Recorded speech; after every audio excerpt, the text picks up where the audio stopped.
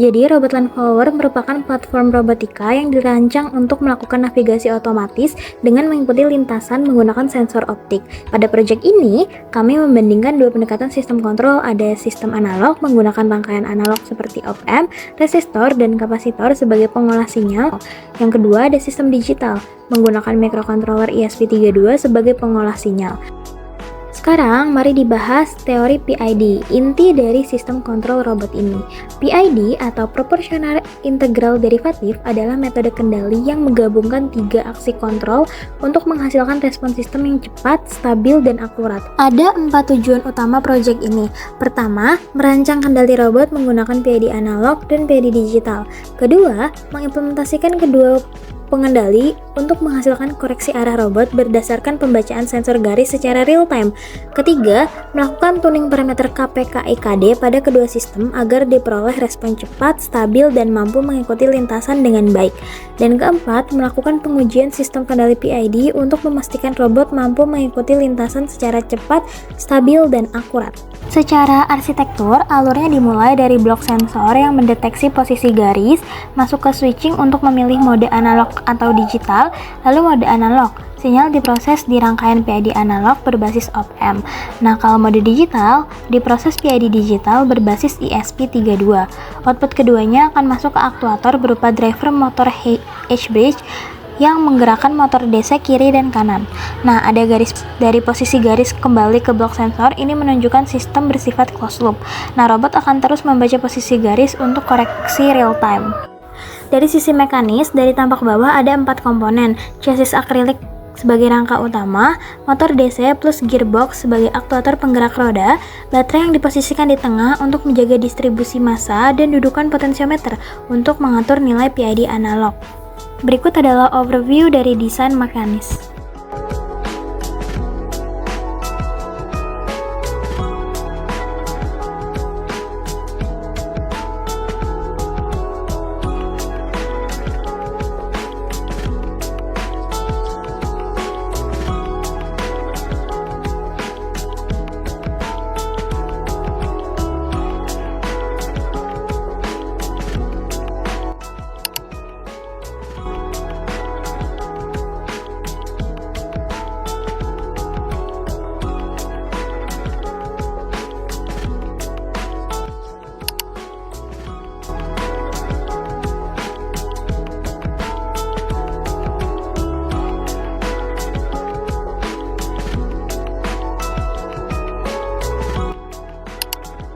Untuk sensor infrared, kami menggunakan 8 pasang LED infrared dan fotodioda dengan resistor pembatas arus disatukan lewat multiplexer 74HC4051. Prinsip kerjanya, garis hitam akan menyerap cahaya sehingga pantulan sedikit, garis putih memantulkan lebih banyak cahaya, dan tanpa objek otomatis tidak ada pantulan yang signifikan. Dari perbedaan inilah robot membedakan posisi garis.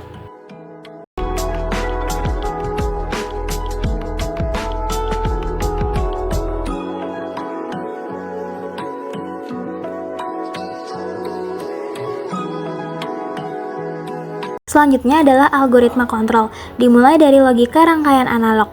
Terdapat 8 tahap dari sensor sampai motor.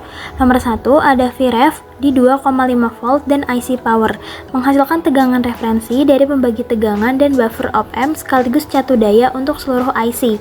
Nomor 2 ada IR sensor dan pembobotan. Berikut lebih jelasnya lagi, jadi terdapat 8 sensor menghasilkan tegangan analog dari pantulan garis. Nah, ini diberi bobot berbeda agar respon seragam. Sensor tengah IR4 dan IR5 ini diberi bobot terbesar nilai 60. Ini diaturnya di bagian potensiometer karena paling berpengaruh terhadap posisi garis. Nah, sensor yang tepi paling pinggir ini diberi bobot lebih kecil 7,5 agar pengaruhnya tidak berlebihan. Nomor 3 ada summing point, menjumlahkan sensor kiri IR1, IR4 jadi sum kiri, lalu ada sensor kanan IR5 sampai IR8 jadi sum kanan, mengubah 8 sinyal jadi 2 sinyal representasi dari posisi garisnya. Nomor 4 yaitu error.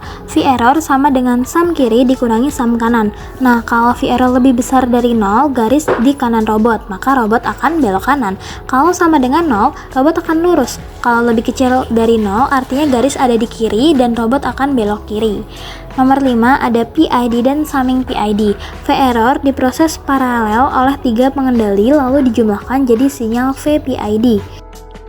Nomor 6 motor mixer, yaitu membagi VPID jadi 2 keluaran, ANR dan ANL untuk motor kanan dan kiri saat berbelok. Nomor 7 ada motor logic, membandingkan ANR dan ANL terhadap referensi menggunakan LM358 menghasilkan logika IN1 sampai IN4 untuk arah putaran robot.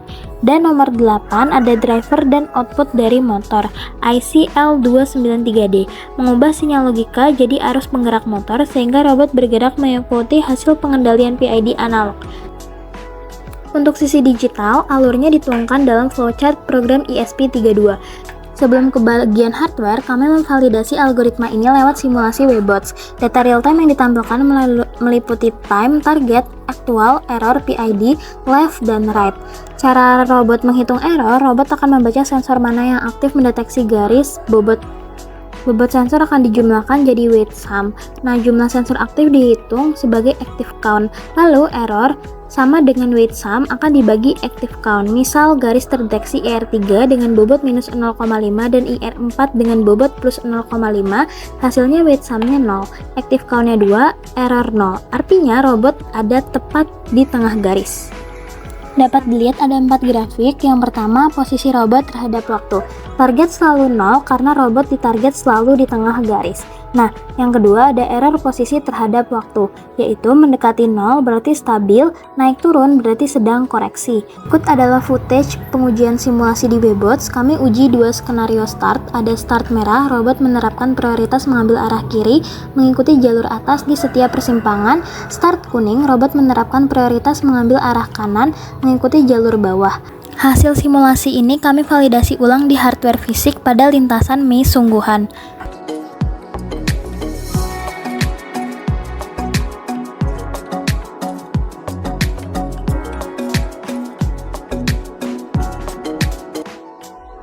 Untuk pengujian PID analog, pengujian dilakukan di lintasan oval.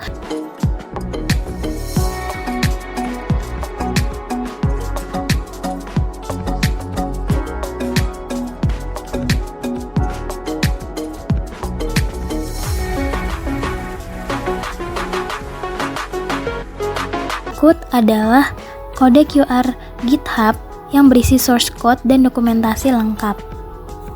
Sebagai kesimpulan, robot land follower berhasil dirancang, diimplementasikan, dan diuji menggunakan 2 metode pengendalian pada satu platform mekanik dan sensor yang sama, PID analog berbasis op-amp dan PID digital berbasis ESP32. PID analog bekerja murni secara hardware, error dibentuk dari pembobotan sensor lewat potensiometer, aksi PID-nya direalisasikan dengan rangkaian op-amp tanpa proses komputasi atau pemrograman, jadi dengan pembobotan tadi. Kemudian PID digitalnya lebih fleksibel, jadi parameternya mudah dituning, real time, data bisa dimonitor, kemudian mudah dilakukan logging dan analisis performa, serta lebih mudah dikembangkan ke depannya.